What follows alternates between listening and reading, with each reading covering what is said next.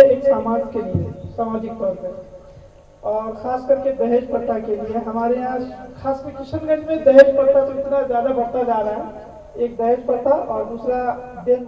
हमारे यहाँ बहुत अच्छा काम किए हैं नदीम सर, हमारे इलाके में पहली बार हुआ। ये गैर मुस्लिम के लिए और मुसलमानों के लिए दोनों में है या सिर्फ मुसलमानों? मैं पर्टिकुलर आप लोगों के साथ हूँ और जो भी सपोर्ट की जरूरत पड़ेगी मैं इंशाल्लाह 24 घंटा आपके साथ रहूँगा। किसी ने आज तक अपनी शादी के दिन 100 शादी नहीं कराया।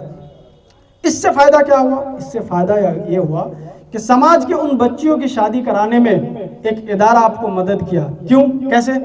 इदारे के पास शादी के लिए रिश्ता खोजने वाले लोग भी होंगे कि भाई कुछ लड़की मिले तो बताएं, और कुछ लड़की वाले भी होंगे फैमिलीज जो कहेंगे कि कोई अच्छे लड़के अच्छा रिश्ता मिले तो बताएं। इस दोनों के बीच इदारा अपना काम करेगा। क्या काम करेगा? लड़की अच्छी है हम दिलाएंगे, जहेज नहीं लेना पड़ेगा, और शादी इस तरीके से ग्रुपिंग वाइज मैच करके ये ऐसे 8, 10, 20 निकाह करवा देंगे। निकाह के बाद रुखसती का एक वक्त रखा जाएगा जिसमें ये इदारा उसके नानो नफ़क़े की जिम्मेदारी लेंगे। उसके नानो नफ़क़े की जिम्मेदारी मतलब नॉमिनल, हमारे बीच जो अपने शेरशाहबादी ज़बान में बोलते हैं ना, दान घर का जो नॉमिनल, उतना तक अलाउड है, उतना बहस कोई नहीं करेगा। साथ में कुछ चीज़ें जा रही है उसमें बहस नहीं है, लेकिन वो नानो नफ़क़े की जिम्मेदारी ये इदारा उठाएंगे और ये इदारा उठाने की कोशिश करेंगे, और उसकी प्लानिंग की बात हो रही है स्ट्रैटेजिकल। फिर उस 11 बच्ची की, 10 बच्ची की, 25 बच्ची की शादियां हम लोग वैसे कराएंगे और जहेज को रोकने की कोशिश करेंगे। अब मैं थोड़ा सा एमके ग्रो फाउंडेशन का ओवरव्यू देता हूं। एमके ग्रो फाउंडेशन ने 2021 में काम शुरू किया।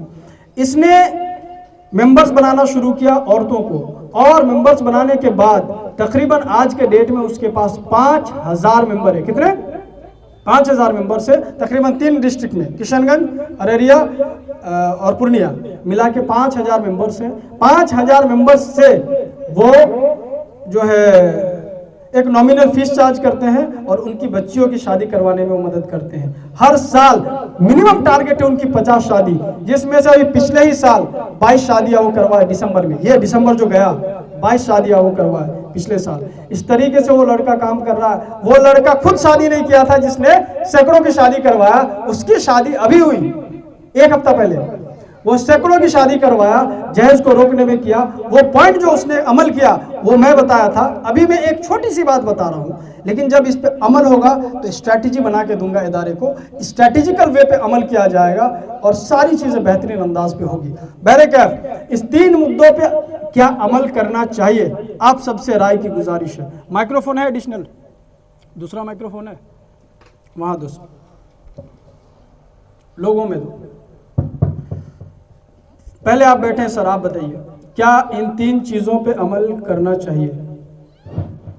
अस्सलाम वालेकुम रहमतुल्लाहि व बरकातुहू। वालेकुम अस्सलाम व रहमतुल्लाह। तीनों पॉइंट जो आप बताए बेहद जरूरी है एक समाज के लिए, सामाजिक तौर पर, और ख़ास करके दहेज प्रथा के लिए। हमारे यहाँ खासकर किशनगंज में दहेज प्रथा तो इतना ज़्यादा बढ़ता जा रहा है, एक दहेज प्रथा और दूसरा देन मोहर जो लोग बोलते हैं। हाँ, ये दोनों चीज़ तो ये बहुत अच्छी पहल है। लेकिन इसमें मेरा एक क्वेश्चन ये है कि ये जो आप गरीब बच्चे और अनाथ बच्चों का जो आप एजुकेशन फ्री करना चाहते हो, क्या सिर्फ एजुकेशन फ्री है या रहना ज़रा सब फ्री है? वो तो अभी अंडर स्ट्रैटेजी है, लेकिन उस पर अभी फ़िलहाल एजुकेशन फ्री करने की बात आई है इदारे की तरफ से। जब हम लोग ये दोनों बात कर लेंगे, अगर इदारा उसके बोर्डिंग का एरिया बना पाती है, अभी इदारे के पास उतना एरिया है भी नहीं शायद, तो बोर्डिंग एरिया अगर हम बना पाते हैं तो फिर हम लोग उस स्ट्रैटेजी पे बात करेंगे। लेकिन कोई भी चीज़ जितने भी लोग रहेंगे साथ में उनके मशवरे से किया जाएगा। मैं अकाउंट्स का स्टूडेंट हूँ, समझ रहे ना, तो मुझे हिसाब आता है, तो मैं हर चीज़ का हिसाब एंड कैलकुलेशन इनको बताऊंगा और इस वे पे ये अमल करने की कोशिश करेंगे। फिर वो बात आप सबके सामने रखी जाएगी। जब आप लोग उस पर मुत्तफिक होंगे, ज़रूर नहीं कि मेरी बात सही होगी, मेरी बात बिल्कुल गलत हो सकती है, लेकिन अगर आप मेरी बात दुरुस्त करेंगे तो मुझे सीखने को मौका मिलेगा। लेकिन अगर बात मेरी सही हुई और आपने सपोर्ट किया तो मुझे यकीन होगा कि मैं सही मशवरा दे पाया एक मुशीर के हैसियत से। अभी फिलहाल सिर्फ एजुकेशन फ्री में दिया जाएगा जी, अभी तक तो ये बात तय है इंशाअल्लाह ताला। चलिए अब दूसरा कोई एजुकेशन के साथ ट्रांसपोर्टेशन हम लोग जहाँ तक गाड़ी और सब बच्चों को लाने जाती है वहाँ तक अगर कोई बच्चा आता है तो हम लोग ट्रांसपोर्टेशन। हाँ, अभी जो है ये नदीम सरवन साहब ने कहा कि एजुकेशन के साथ हम लोग ट्रांसपोर्टेशन रखेंगे, फ़िलहाल ट्रांसपोर्टेशन रखेंगे इंशाल्लाह। और कोई भाई बताएं, ये 3 चीज़ पे अमल करना चाहिए। तालीम, वालेकुम सलाम। बिल्कुल होना चाहिए, ये समाज के लिए बहुत अच्छा चीज़ है। तालीम पे तो खास करके ध्यान देना चाहिए। और दूसरा दहेज प्रथा भी धीरे धीरे बढ़ रहा है, उस पर भी थोड़ा लगाम लगना चाहिए जी। और हॉस्पिटल वाला मामला भी ठीक ठाक है ना। देखिए, सरकार तो बहुत मदद करती है, ये बोल करके कि आपको ये कार्ड बना दिए, आप ये इलाज कर लीजिए। इतनी सरकार के पास बहुत स्ट्रैटेजी है, उनके पास पैसे की कमी नहीं है। उन्होंने आपको जो मदद करना था किया है, मैं सरकार के खिलाफ नहीं हूँ। उन्होंने बहुत मदद किया, 5-5 लाख के कार्ड बना के दिया है। आप में से किन के पास है मुझे पता नहीं है, लेकिन बहुत लोगों के पास है जो फ़ायदा भी ले रहा है। ये अच्छी चीज़ है, तो सरकार तो मदद कर रही है आपकी, लेकिन सरकार के पास अगर समाज के लोग भी अच्छे अमल को लेके जाएंगे ना, तो सरकार उस समाज को कम से कम अच्छे नज़र से देखेगी। इस समाज में किसी भी अमल को करने के लिए समाज के लोग भी खड़े होते हैं तो अच्छा काम होगा। तो हेल्थ में भी इंशाल्लाह फ़ायदा पहुंचाया जाएगा। और कोई भाई साहब कुछ बोलना चाह रहे तो? अस्सलाम वालेकुम। सलाम। जो तीनों जो पॉइंट है बहुत ही बेहतर है, लेकिन एक क्वेश्चन इसमें है कि ये गैर मुस्लिम के लिए और मुसलमानों के लिए दोनों में है या सिर्फ मुसलमानों के लिए? नहीं, तालीम हम ख़ास नहीं कर रहे हैं, तालीम आम है।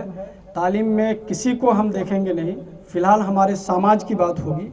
हमारे समाज में दोनों पहलुए हैं, वो मोमिन भी हैं और गैर मुस्लिम भी हैं। तालीम में कोई भेदभाव नहीं किया जाएगा। हम हर किसी के बच्चे को रखेंगे जो पढ़ाने के काबिल नहीं है, जिनके पास उतना अफोर्डेबल पैसा नहीं है कि वो इदारे के फीस तक को दे पाए, वो कोई भी हो, इसमें कोई भेदभाव नहीं किया जाएगा। सारी जो मेंबर्स इस इदारे के होंगे उनके लिए वो तमाम तीनों चीज़ें रखी जाएंगी इंशाअल्लाह ताला। इसमें भी मुस्लिम गैर मुस्लिम सब में, सारी चीज़ों में, सारी चीज़ों में। और बताइए, आप लोग को और मशवरा दीजिए।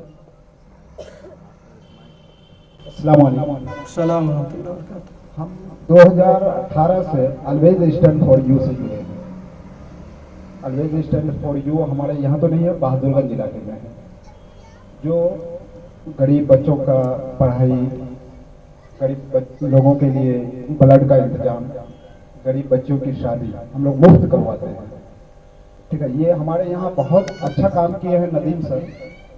हमारे इलाके में पहली बार हुआ। हम जब जुड़े थे 2018 में, तो कुछ लोग हम लोगों को बोलता था, जब हम लोग ब्लड डोनेट कर रहे थे तो बोल रहा था कि लोग पैसों के लिए ऐसा कर रहा है। ये बहुत सारी समस्याएं हैं कि सबको फेस करना पड़ेगा आप लोगों को। बहुत अच्छा पहल है। चलिए इंशाल्लाह, शुक्रिया। आपने जो कहा ना कि ब्लड डोनेशन का, मैं मेरी अपनी फूफी को गवाया हूँ ब्लड की वजह से, और बाय नेचर मेरा पूरा खानदान डोनर है। बाय नेचर मतलब we have O positive group of bloods. हमारे पास O positive group of blood है एंड पूरे खानदान में ओ पॉजिटिव है। We are donor by nature. उसके बावजूद मेरी फूफी को ब्लड नहीं मिला। बात समझ रहे हैं ना? इससे तकलीफ की बात क्या हो सकती है? तो ये काम हमने 2014 में शुरू किया। 2014 में हमने ब्लड डोनेशन का काम शुरू किया और मोर देन 85 डोनर्स हमारे पास लिस्टेड डोनर्स हैं जो हर दिन ब्लड डोनेट करते हैं, आज भी करते हैं। तो हर दिन एक ग्रुप से हमारे उसमें मैसेज आएगा, उसमें मुस्लिम गैर मुस्लिम दोनों है। आपको अब मैं मिसाल दे देता हूं जब ये बात आई, क्योंकि हमारे लिए दोनों ये सब भेदभाव जरूरी नहीं है। हमारे लिए मुद्दा क्या बता रहे हैं। अभी एक लड़का है राहुल, 5 साल का, राहुल 5 साल का लड़का है। 21 एज उसका शायद नहीं हुआ था जब वो पहला ब्लड डोनेशन किया। ब्लड डोनेशन जिसको कर रहा था राहुल, हमारे ग्रुप के जरिए, उस लड़की, वो लड़की थी बिशनपुर की, सदर हॉस्पिटल में एडमिटेड थी। बिशनपुर की लड़की थी, लड़की का नाम मैं भूल रहा हूँ, मुस्लिम थी। और वो लड़का कौन था?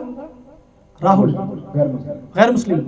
राहुल ने ब्लड दिया एक मुस्लिम लड़की को। और स्पेशली मैं जल्दी जाता नहीं हूँ, ब्लड डोनेशन जब होता है एट अ टाइम में जाता नहीं हूँ, हमारा जो फॉर्मेलिटीज है वो होता है। तो जब मुझे पता चला कि राहुल ब्लड दे रहा है एक मुस्लिम लड़की को, तो मैं जानबूझ के चला गया सदर हॉस्पिटल। समझ गए? मैं जानबूझकर हॉस्पिटल गया और ऑन कैमरा मैंने लोगों को कहा कि जिस देश में हम रहते हैं ना, ये कंट्री, यहाँ पे हिंदू, मुस्लिम, सिख, ईसाई सारे धर्म के लोग हैं। अल्टीमेटली ब्लड ग्रुप सबके वही होते हैं। तो जब अल्लाह ने आपको इस दुनिया में इंसान बना के भेजा तो हेल्थ का जितने भी कंपोनेंट्स है वो सेम भेजा। तो सारे कंपोनेंट्स में अल्लाह ने फ़र्क पैदा नहीं किया। अब मामला रहा ईमान और आस्था का, उसके ऊपर अल्लाह ने दिया आपको आज़ादी कि अगर आप ये करेंगे अच्छा अमल तो आपके लिए वो है, अगर आप नहीं करेंगे तो आपके लिए वो है। तो उस पे हमारा काम नहीं रहा, इसलिए हमने ये जा कर के मैं ऑन कैमरा बोला और राहुल को बोला कि भाई तू बोल कि ये तेरी बहन है कि नहीं है। तो राहुल रोते हुए बोला कि ये लड़की मेरी बहन है। तो ये जो अमल है ना, जिससे भाईचारा बढ़ा, वो लड़की भी रोई, उसकी फैमिली भी रोया, ठीक है, उन्हें भी एहसास हुआ ये होना चाहिए था। तो ये काम अल्हम्दुलिल्लाह हो रहा, आप लोग कर रहे हैं, जिसके लिए ये ज़रूरी है, बहुत अच्छा काम है। क्योंकि ब्लड अल्लाह ताला खुद बनाता है बदन से, वो चीज़ आप डोनेट कर रहे हैं, now you are one of the best donor in the world. समझ गए ना? तो ये बेहतर रहेगा इंशाल्लाह। चलिए, और कोई कुछ कहना चाह रहे हैं?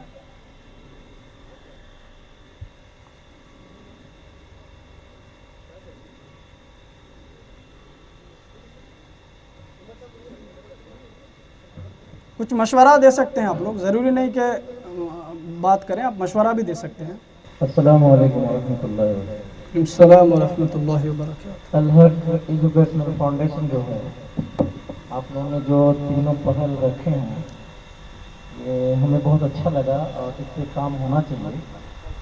और आगे भी जो आप लोगों का प्रोग्राम है, जो आप लोगों का स्ट्रेटेजी है, वो रखिएगा इंशाल्लाह। हम लोग जहाँ तक हो सके, मैं पर्टिकुलर आप लोगों के साथ हूँ और जो भी सपोर्ट की ज़रूरत पड़ेगी मैं इंशाल्लाह 24 घंटा आपके साथ रहूँगा इंशाल्लाह। चलिए माशाअल्लाह। देखिए, कुछ लोग राय भी दे रहे हैं, कुछ लोग सपोर्ट के लिए भी अभी खड़े हो रहे हैं। तो दो बातें हो सकती हैं, या तो अल्लाह ने हमारी नीयत ख़ास रखी है, हम इखलास के साथ काम करना चाह रहे हैं, इस वजह से ऑन द स्पॉट लोग सपोर्ट के लिए बात कर रहे हैं, या फिर ये अमल ऐसा अमल है जो बिल्कुल ज़रूरी है, जिस वजह से भी लोग सपोर्ट करना चाह रहे हैं। अब हम आपसे आखिरी अपनी एक बात रखेंगे कि हम लोग जो है ना, इसको मेंबरशिप वे पे बढ़ाएंगे। एक निज़ाम आप समझिए, हम किसी एक ग्रुप या एक कम्युनिटी के बारे में बताते हुए बता रहे हैं। एक कम्युनिटी है यहूदी, कितनी तादाद है पूरी दुनिया में, आप लोगों को अंदाज़ा है कितने लोग हैं यहूदी पूरी दुनिया में? फिर भी परसेंटेज में बताइए, कोई भी गेस कीजिए, it may be wrong, guess कीजिए। 7-6%। हाँ, यहूदी पूरी दुनिया में 2.35% है। कितने हैं? 3% से भी कम है पूरी दुनिया में यहूदी। अभी अगर रिसेंट स्ट्रैटेजी चेक करेंगे, कुछ चेंजेस आए हो अलग बात है, ये मेरा थोड़ा प्रीवियस स्ट्रैटेजी है। मैं मान लेता हूँ 3%, 4% मान लेता हूँ, 5% मान लेता हूँ। अभी एक प्रोडक्ट लॉन्च हुआ, मैं उसका एडवर्टीजमेंट नहीं कर रहा हूँ, अगर आप लोग वीडियो से काट सकते हैं, मैं सिर्फ मिसाल से समझाना चाह रहा हूँ, क्योंकि ये वही 3 से 4% लोग हैं जिनकी ये कंपनी है, ये सारी कंपनीज उन्हीं की है, ये 3 से 4% लोग। इंडिया में मतलब ड्रिंक्स, कोल्ड ड्रिंक्स की जो मार्केटिंग वैल्यू है वो अराउंड 38,000 करोड़। कितने? 38,000 करोड़ का मार्केट है। 38,000 करोड़ के मार्केट में 80% अकेले ये पेपर ने लेके रखा है।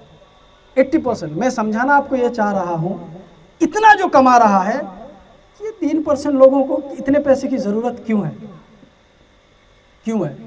तो जब आप चेक करेंगे, इसको आप खुले अंदाज पे लीजिएगा, कम्युनल अंदाज पे नहीं, वो इतना पैसा, इतना बिजनेस करके कमा रहे हैं और सारा पैसा अपने कौम और बिरादरी के सपोर्ट में लगा देता है, चाहे वो तालीम हो, चाहे वो किसी भी चीज़ में हो, वो लगाता है। और करके क्या करता है? वो बिजनेस करता है। क्या करता है?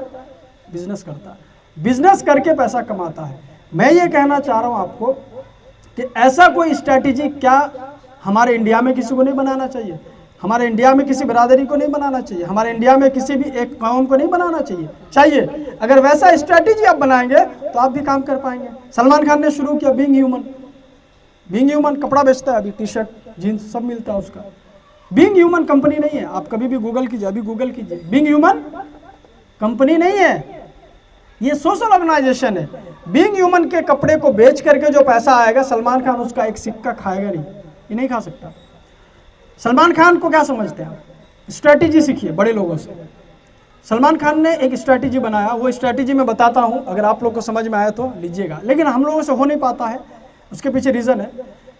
आप लोग अगर कभी वीडियो हॉल मूवी वगैरह देखते हैं तो आइनॉक्स एक कंपनी है, पीवीआर एक कंपनी है। आइनॉक्स सिलीगुड़ी सिटी सेंटर में जो फिल्म हॉल है उसमें आइनॉक्स है, पीवीआर एक और दूसरी जगह है, लेकिन है एक पीवीआर। आइनॉक्स और पीवीआर के साथ सलमान खान का कॉन्ट्रैक्ट है। कैसा कॉन्ट्रैक्ट? एवरी टिकट्स में 2 रुपए का डोनेशन चाहिए। कितना में? हर टिकट में 2 रुपए का डोनेशन चाहिए। मूवी किसी की लगे, मूवी किसी की भी हो, चाहे वो मूवी शाहरुख खान की हो, चाहे वो सलमान खान की हो, चाहे किसी की भी हो, कोई साउथ वाले की हो, कोई नॉर्थ वाले की हो, उससे कोई मतलब नहीं है।